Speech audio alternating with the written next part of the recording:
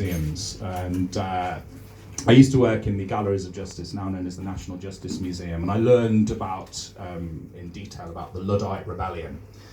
Now, for those of you who don't know, the Luddites were a movement that existed in the early 19th century during the Regency, and they were largely sort of centred in the East Midlands and Yorkshire, and they smashed up frame making machines in the lace trade, not because they hated machines, a lot of them were frame breakers themselves, but because new machines were coming in that were kind of easier to operate and you know, were putting skilled people out of a job. There was a Luddite that was hanged in High Pavement on the steps of what's currently the sort of Galleries of Justice / National Justice Museum. Now this is a very sombre introduction for a very flippant tribute to one of the people that, well, the only person that was all hanged. So I'll let the piece speak for itself. Okay.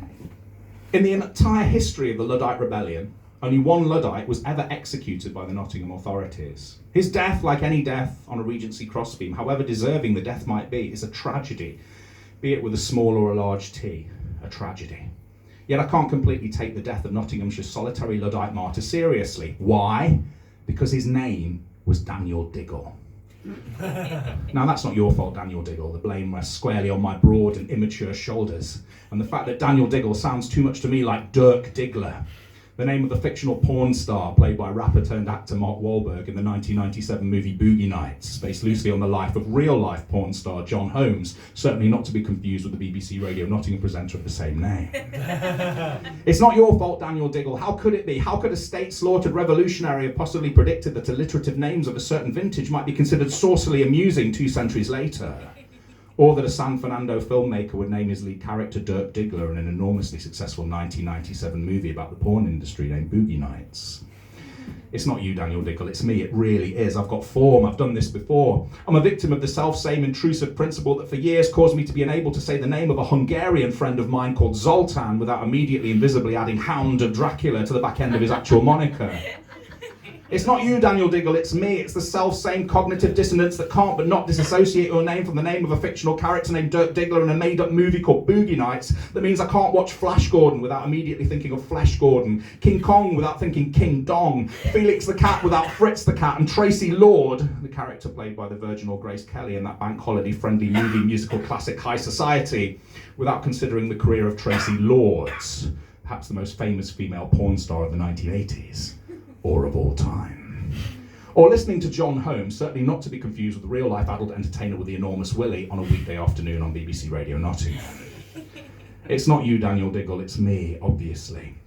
But in my defence, Daniel Diggle, how could you not know, even back then, that your name was ridiculous and consider your legacy? Why could you not predict, or at least preempt, the examples of other tough guys cursed with vocationally inappropriate names, guys who did something about it?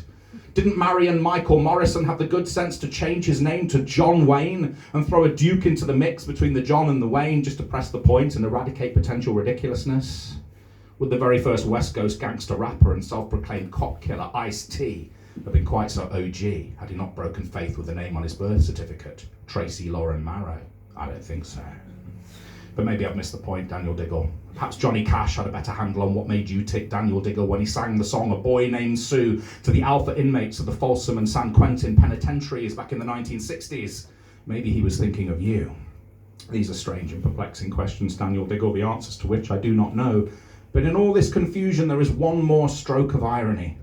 Before Mark Wahlberg ever said yes to the role of Dirk Diggler, the role that would change his life and shift his career toward a shot at authentic artistic reliability, he was the frontman of a band called Marky Mark and the Funky Bunch, a truly ridiculous name, redeemed and rehabilitated by another ridiculous name, a serpent consumed by its own tail. That didn't make sense. I'll stop talking now. Thank you.